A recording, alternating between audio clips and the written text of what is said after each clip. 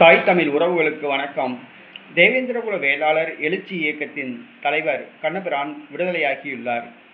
தேவேந்திரகுல வேளாளர் எழுச்சி இயக்கத்தின் தலைவர் கண்ணபிரான் விடுதலையாகியுள்ளார். கண்ணபிரான் இவர் பசுபதி பாண்டியனின் தீவிர ஆதரவாளராக இருந்தவர்.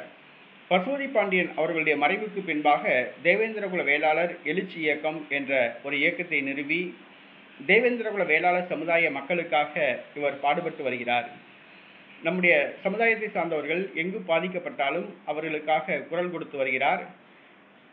காவல்துறையில் அவர்களை மீட்டு வருகிறார். இந்த சூழ்நிலையில் அவருடைய வாகனத்தில் ஆயுதங்கள் இருந்ததாக கருதி திருநெல்வேலி காவல்துறை அவரை குண்டர் சட்டத்தின் கீழ் அடைத்தது. கடலூர் சிறையில் குண்டர் சட்டத்தில் அடைக்கப்பட்டிருந்தார்.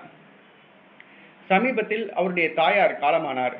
பரோலில் வந்து தாயாரின் இறுதிச் சடங்கில் கலந்து கொண்டார். நேற்றைய தினம் அவர் கடலூர் சிறையிலிருந்து அவர் விடுதலையானார். தமிழகத்திலிருந்து 500க்கும் அதிகமான தேவேந்திரகுல வேளாளர்கள் கடலூர் சிறைக்கு சென்று அவரை வரவேற்றனர். கண்ணபிரான் மீது பொய் வழக்கு போட்டு குண்டர் சட்டத்தின் கீழ் காவல்துறை அடைத்தது. ஆனால் அந்த வழக்கை மீட்டு குண்டர் சட்டத்தை உடைத்து அவர் வெளியே வந்துள்ளார்.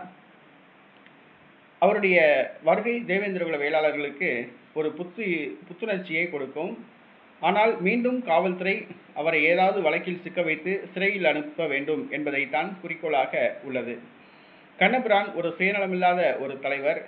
தேவேந்திரகுலத்தில் ஒரு சிலர் சுயநலமில்லாத தலைவர்களாக உள்ளனர். அவர்களில் ஒருவர் கண்ணபிரான். கண்ணபிரானின் வருகை ஆதிக்க சாதியினருக்கு அச்சத்தை கொடுத்துள்ளது.